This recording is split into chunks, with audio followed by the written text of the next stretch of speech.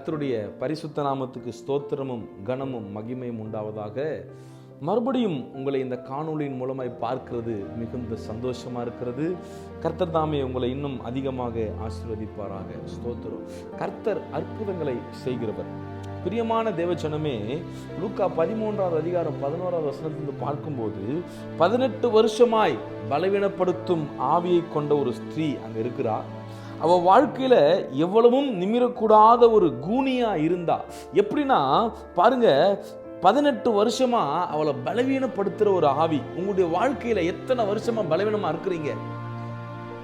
ஏதோ இந்த பிரச்சனை அந்த பிரச்சனை, எனக்கு வயசாயிட்டு, இல்லை என்னுடைய நிலைமை எப்படித்தான், எனக்கு ஸ்ட்ரென்த் இல்லை. நோ நோ நோ நோ ஏதோ ஒரு பிசாசு உங்களை பலவீனப்படுத்திட்டு இருக்குது. அப்படி பலவீனமா இருக்கிறீங்களா? இன்னைக்கு நீங்க புரிந்து கொள்ள வேண்டும்.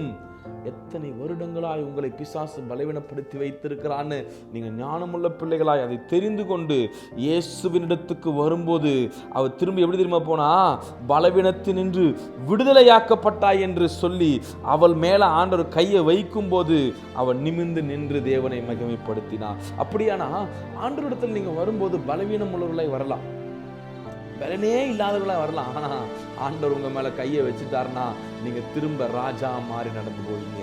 ராஜ நடைய போட்டு நடக்க ஆரம்பிச்சிருவீங்க. உங்களை ஒருத்தனும் தடுத்து நிறுத்த முடியாது. நீங்கள் ஓட ஆரம்பிச்சிருவீங்க. ஏன்னா கர்த்தர் தருகிற சுகம், விடுதலை அப்படிப்பட்டதாக இருக்கிறது.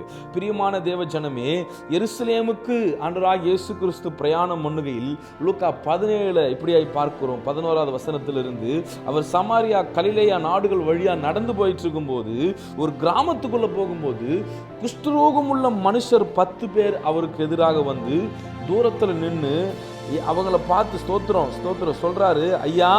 ஐயரே எங்களுக்கு இறங்கும் என்று அவங்க சத்தம் விடுறாங்க. இயேசுவை பார்த்து சொல்றாங்க, ஐயரே எங்களுக்கு இறங்கும். ஒருவேளை இயேசு உங்க வாழ்க்கையில வந்துட்டாரு அப்படின்னு நீங்க விசுவாசிக்க ஆரம்பிக்கும் போது அவங்க பிரச்சனைகளை நீங்க சொல்ல ஆரம்பிப்பீங்க. அப்பா, என் வாழ்க்கையில் இதுதான் பிரச்சனை, இதுதான் பிரச்சனை, இதுதான் நிலைமை, இதுதான் என் சூழ்நிலை, என்னை எப்படியாவது விடுவிச்சிருங்க. நீங்க அப்பதான் சொல்ல முடியும். ஒருவேளை இந்த இயேசுவை நீங்க நம்பாத போது, விசுவாசிக்காத போது, இவர் என் ஊருக்கு வந்துட்டாரு, இவர் என் வீட்டுக்கு வந்துட்டாருன்னு நீங்க நம்புற வரைக்கும் நீங்க சொல்ல மாட்டீங்க. உங்க வாயை மூடிட்டு இருக்கீங்க. தலைமுறை சாபங்கள், தலைமுறையாய் வருகிற சீக்கிரமாய் மரித்து போகிற தன்மைகள், ஒரே வியாதியினால குடும்பத்துல பல பேர் இறந்திருப்பாங்க. இதெல்லாம் ஒரு சாபம். இதெல்லாம் எப்ப நீங்க புரிஞ்சுக்குவீங்கன்னா, இயேசு கிறிஸ்து உங்க வாழ்க்கையில வந்துட்டார்னா நீ புரிஞ்சு என் வாழ்க்கையை விடுவீங்கன்னு கேட்க ஆரம்பிச்சிரு. எனக்காக இறங்குங்கன்னு நீ கேட்க ஆரம்பிச்சிருவ. அப்படி கேட்கும்போது அவர் சொன்னார், நீ போய் ஆசாரியர்களுக்கு உங்களை காண்பின்னு சொன்னார். அதன்படியே போகும்போது அவர்கள் சுகமாக்கப்பட்டார்கள், சுத்தமானார்கள் என்று வேதம் சொல்லுகிறது. அந்த 10 பேர்ல ஒருத்த மாத்திரம் தான் திரும்பி வந்து அவரை ஸ்தோத்திரம் அவரிடத்துல சொல்லி ஒருத்த சத்தத்தோடு கூட தேவனை மகிமைப்படுத்தினான். தேவஜனமே, கர்த்தருனை விடுவிக்கும் போது அவருக்கு நன்றி சொல்ல மறந்து விடாது. இன்னைக்கு நான் சொல்றேன், கர்த்தருனை விடுவித்தார். எல்லா வியாதியிலிருந்தும் பிரச்சனையிலிருந்தும் கண்ணிலிருந்து விடுவித்தார். சபைக்கு போய் ஆண்டவருக்கு உண்மையுள்ளவனா இருந்து இயேசுவே சொந்த இரட்சகர் என்று சொல்லி அவரை ஏற்றுக்கொண்டு தொடர்ந்து சுகங்களையும் நன்மைகளையும் பெற்றுக்கொள்ளுங்க, அனுபவிங்க. ஆனா சுகத்தை பெற்றுக்கொண்டு அவருக்கு நன்றி இல்லாம ஓடிடாதீங்க. கர்த்தர் உங்களை விடுவித்து விட்டார். இனி இந்த பிரச்சனை உங்களுக்கு இல்லை. 18 வருஷமா இருக்கட்டும், 20 வருஷமா இருக்கட்டும், 10 வருஷமா இருக்கட்டும், இல்ல 30 வருஷமா இருக்கட்டும், எப்படிப்பட்ட பிசாசு உங்களை பலவீனப்படுத்திக்கிட்டு இருந்தாலும் அவர் தொட்டா அந்த பிரச்சனை மாறிடும். இப்போது நான் சொல்றேன், அவர் உங்க வீட்டுக்குள்ள வந்துட்டாரு, அவர் உங்க மேல கையை வச்சுட்டாரு, விடுதலையாக்கப்பட்டீங்க. அல்லேலூயா. அவர் சொன்ன வார்த்தை கேட்டு நீங்க போற வழியில விடுதலை ஆயிருவீங்க.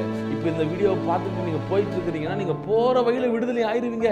இனி இப்படிப்பட்ட கட்டுகளுக்குள்ள நீங்க இருக்க முடியாது. கர்த்தர் உங்களை விடுவித்து விட்டார். நான் ஜெபிக்கிறேன், ஆண்டவரே அப்பா, பிரச்சனைகள், வியாதிகள், பல வருடங்களாய் கட்டுகளின் மூலமாய் சிக்கி தவிக்கிற பிள்ளைகள், அசுத்தத்தினால மாட்டிக்கொண்டிருக்கிற பிள்ளைகள், ஆண்டவரே ஸ்தோத்திரம், ஒருவரிடத்திலும் சொல்ல முடியாத சில காரியங்கள் எல்லாவற்றையும் கர்த்தர் இப்போது மாற்றி சுத்தப்படுத்தி விடுதலையாக்குகிறதுக்காக நன்றி.